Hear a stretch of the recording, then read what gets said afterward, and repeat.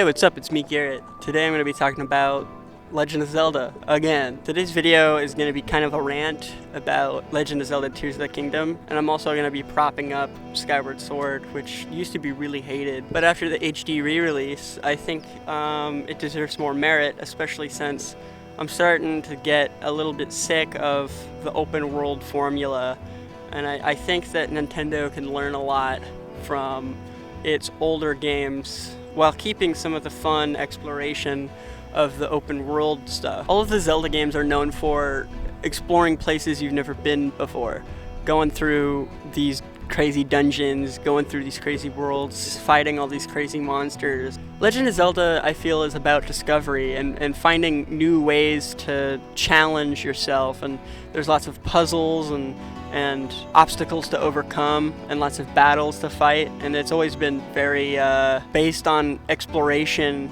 in a way that is different to now with the open world Zelda, Breath of the Wild, and Tears of the Kingdom. Ever since Legend of Zelda Ocarina of Time, the Zelda games have stuck to a kind of a formula where you do a thing and then you do a dungeon, you do a thing and then you do a dungeon. And every Zelda game was starting to mend together, especially after Skyward Sword came out, where that game was super linear. And then Breath of the Wild came out, and it was open world, and you could do anything, you can go anywhere. There was danger lurking around every corner. There was amazing discoveries in every little corner of the map. However, they made a sequel to it, Legend of Zelda Tears of the Kingdom. And that game has the same map as Breath of the Wild, with just a few new little quirks. And the problem comes when you've spent 200 hours collecting every little thing in Breath of the Wild, and now you have to do it again for Tears of the Kingdom. I'm done playing Tears of the Kingdom. I'm not gonna beat it, I don't think.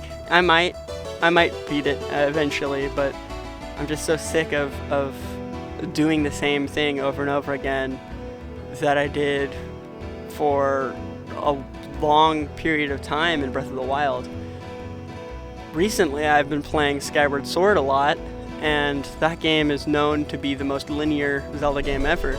It's so linear, in fact, that the overworld is like almost a dungeon itself.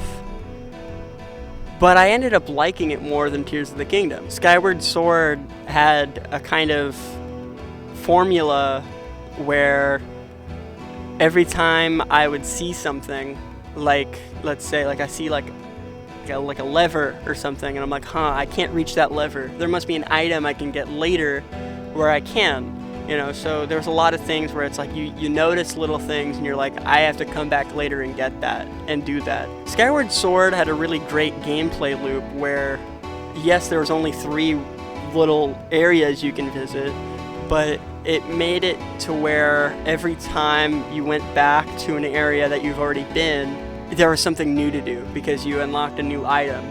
Unlike in Tears of the Kingdom and Breath of the Wild, where items are abundant and everywhere, in older Zelda games, if you got one item, that item unlocked millions of new possibilities for you.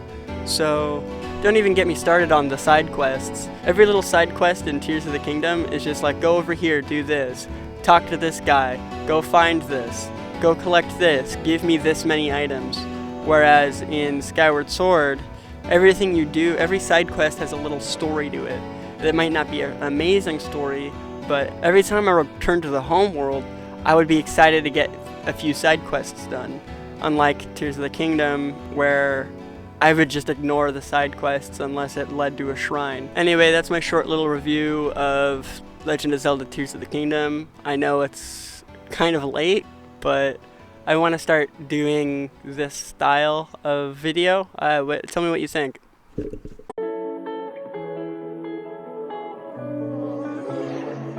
Ding doink, you're my favorite coin. Want you to dink on my face, take a doink on my chest. Yeah, yeah. Ding doink, you're my favorite coin. Why don't you come on over, take pictures of my